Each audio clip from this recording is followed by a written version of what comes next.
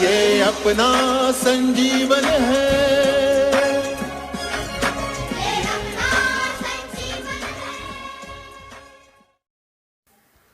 Hi students, let's understand an interesting story, The Enemy, written by Pearl S. Buck. So initially, let me introduce you the author Pearl S. Buck. So let's gather more information about the author. Author Pearl S. Buck, she was born in June 26, 1892 in Hillsborough, West Virginia. Her parents, Southern Presbyterian missionaries stationed in China, where Pearl S. Buck spent most of her first 40 years of her life. She received awards in 1932, won the Pulitzer Prize, the Howells Medal in 1935 for The Good Earth, which was adapted as a major MGM film in 1937. In 1938, won the Nobel Prize in Literature, the first American woman to do so. By the time of her death in 1973, Pearl published over 70 books, in which novels, collection of stories, biography and autobiography, poetry, drama, children's literature, translations from the Chinese. So her writing include a lot of variation. She covered a lot of things, and in 1973 she passed away. So before her death, she had abundantly dedicated to the literary world. She has written a lot of literary books, including novels and stories, biography, autobiography, poetry, drama, etc. She is considered to be one of the well-known American author. She has won many prestigious awards. So let's turn towards this very interesting story by Pearl S. Buck. The story, The Enemy, is set during the Second World War. A Japanese doctor finds an American Poe at his doorstep. He is in a dilemma that being a doctor, should he save the wounded man, or being a Japanese, should he hand over the enemy to the army? The writer introduces the main character of the story, Dr. Sadowski. Dr. Sadow's house was situated on the coast of Japan. He had been living there since his childhood. The house had a low height, was made of stone. It was set upon the rocky beach, which had a boundary line made with pine trees that were tilted towards one side. When Dr. Sadao was a child, he would climb up the pine trees. On his visits to the South Seas, he would see men do so in order to get coconuts from the trees. He would accompany his father to the islands of the South Seas often. His father would point towards the islands and would say that those were stepping stones towards the future of Japan. Dr. Sadao would question him childishly that where would they reach from those islands? His father would reply that it was not known, as it depended on the future. The future had no limits. It depended on mankind, how it shaped its future. Sadao retained all the things that his father would tell him as a child. His father never played or joked with him. They shared a mature relation, and his father underwent a lot of hardships to bring him up. Sadao knew that his father was concerned about his education. He was sent to America at the age of 20 to, to study surgery and medicine. He returned at the age of 30. Before dying, Sadao's father saw Sadao become famous not only as a surgeon but also as a scientist. Sadao was on his way to discover a treatment for wounds which would make them absolutely clean. So he was not sent abroad with the armed forces as a doctor. Also, he was retained in Japan because the old general was suffering from the ailment which needed to be operated upon in case of an emergency. The writer describes this, the scene outside Dr. Sadao's house as the days were usually warm and the sea waves were cold and the nights became foggy. Dr. Sadao saw the boundary of a nearby island become visible gradually as it got covered in the mist. Slowly, the mist was coming closer to him. Soon there would be mist all round his house. At the time, he would go back into the house to his wife Hannah, who was waiting for him along with their two children. Before Sadao could go inside, the door opened and his wife looked out for him. She was wearing a dark blue colored gown over her dress. She lovingly crossed her arm with his, smiled at him, remained silent, and stood by him. They met in America. Sadao knew that his father would marry him to a Japanese girl only, and so he ensured before falling in love with her. Sadao considered himself to be lucky to have accidentally met her at a American professor's house. He wondered that had he not met her, he would not have got a wife all his life. He thought that the professor and his wife were kind as they were keen to help foreign students. He was glad that they had accepted his kindness and went to their house because it was there that he had met Hannah. Sadao would often tell Hannah that it was a mere coincidence that he went to the professor's house that night as the rooms in the house were small and the food was not good and the professor's wife was very talkative.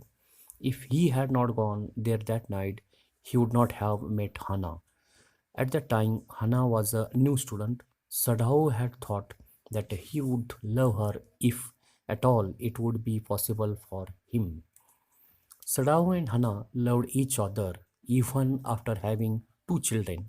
After many years of marriage, they had not married in a haste in America. Rather, they returned to Japan, sought permission from their parents, and then got married in a traditional Japanese ceremony.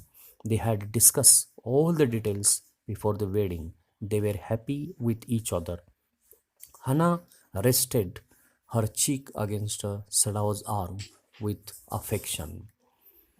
That moment, they saw a figure appear out of the mist. It appeared black in color due to the mist in the air. The outline of man's body was visible in the mist. He walked unsteadily with his arms above the head. It was an indication that he was a prisoner. The man walked a few steps and then disappeared in the mist. Upon seeing the figure, Hannah reacted by asking that who was that? She took her arm out of Sadao's arm and both of them bent forward over the railing of the veranda to have a closer look at the man. They saw him again. He was crawling on his hands and knees. Then he fell on his face and kept on lying there. Probably he had fainted. As the area had villages full of fishermen, Sadao said that probably it was a fisherman who had been washed off his boat. He ran to help him. Hannah followed him. The loose sleeves of her houri flew as she ran. This part of the coast was not inhabited as it had dangerous rocks on it. As the rocks were pointed, the man could be badly injured, although he had managed to come through them. As the Japanese couple saw the man, they realized that he was badly injured. The sand on which he lay had a blood stains on one side, which indicated that he was wounded. Sadhau said that the man was wounded. He approached the man who lay motionless, with his face buried in the sand. An old cap hung on his head. It was soaked with the sea water. His dress was also wet and torn. Sadao turned the man's head as they saw the face. Hannah spoke confidently that he was a white, means an American, and he was a soldier also. He was an American soldier. The injured man was an American.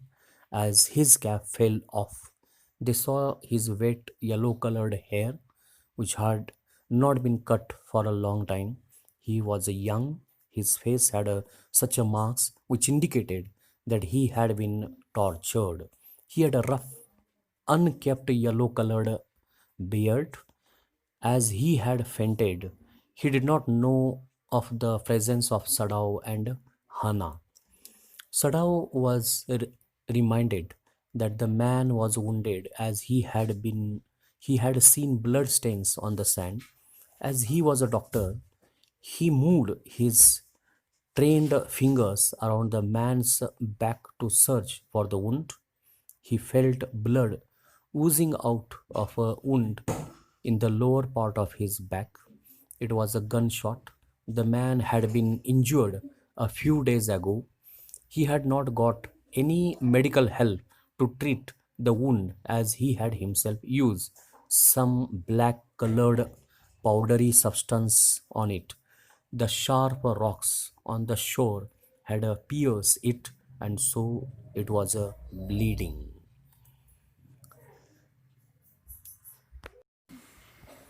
Hannah was concerned that the man was injured and said in a low voice that he was bleeding. The mist had intensified now. The three of them could not be spotted by anyone. Moreover, the fishermen and the rag pickers did not visit the place at that time of the day. Sadao answered to himself and said that the best thing was to put the man back into the sea. As the bleeding stopped, he stood up and removed the dust from his hands. Hannah supported his opinion but looked intently at the man as he lay still. Sadao said that if they gave him shelter, they would be arrested for sheltering an enemy.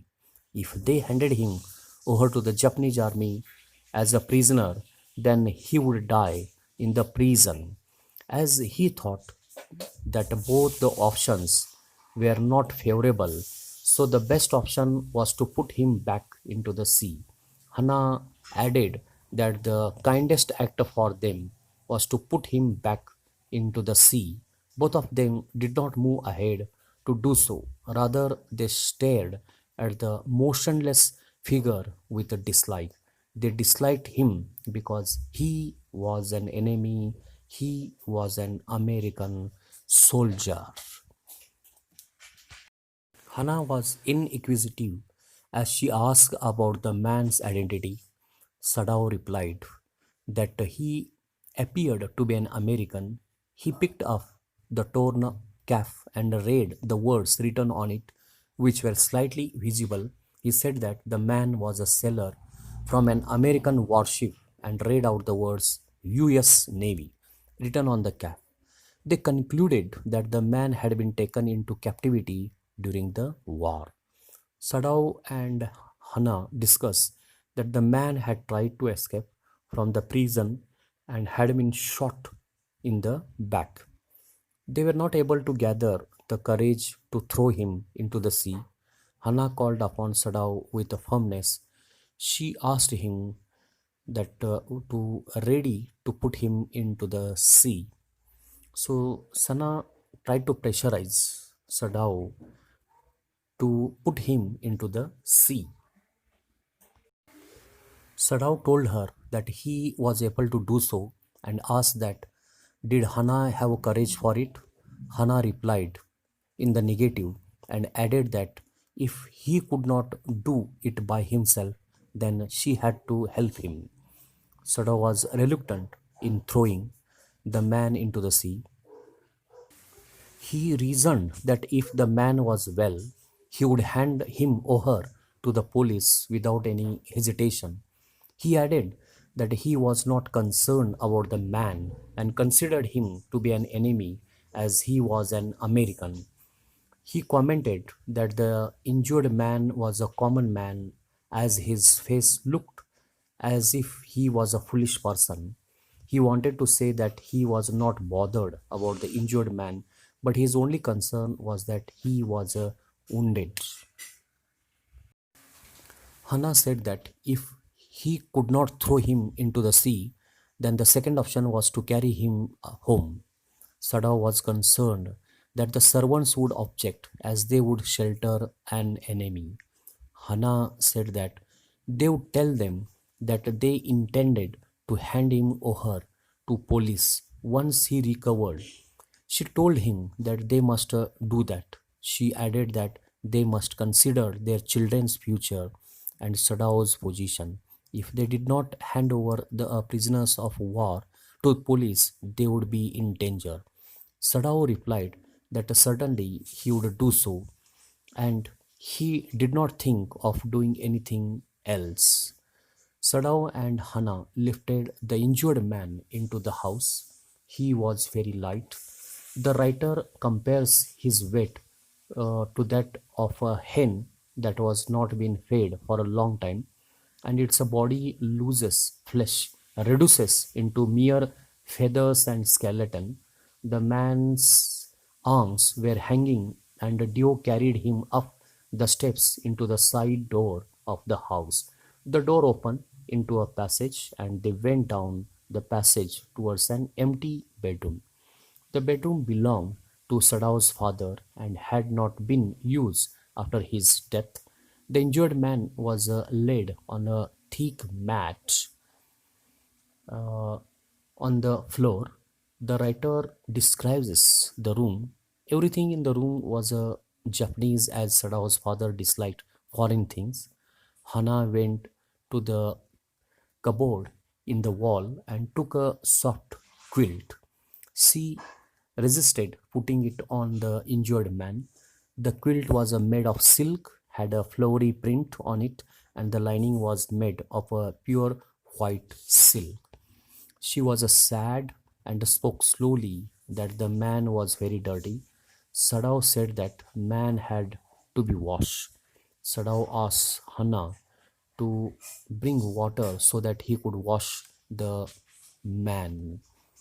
So Sadao asked Hana to get hot water so that he could wash the American soldier. Hana did not want that Sadao should touch the man. She said that they would ask the servant to wash the injured man. She would call Yumi to leave attending the children for a few minutes and wash him. Sadao thought for a moment and then agreed with Hana.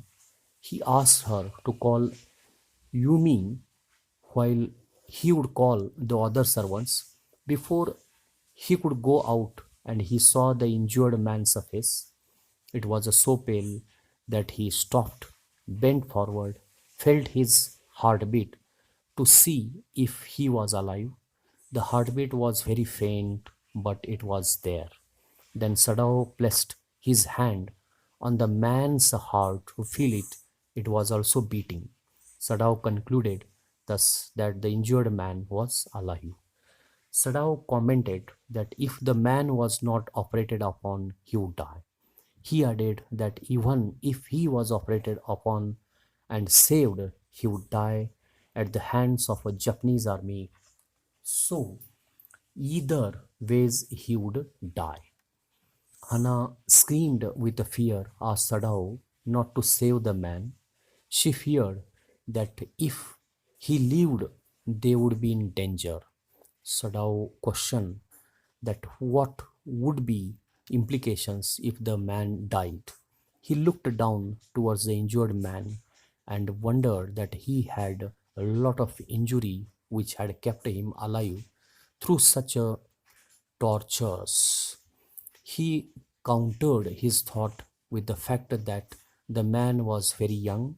He seemed to be 25 years of age. At that age, people do have a lot of energy.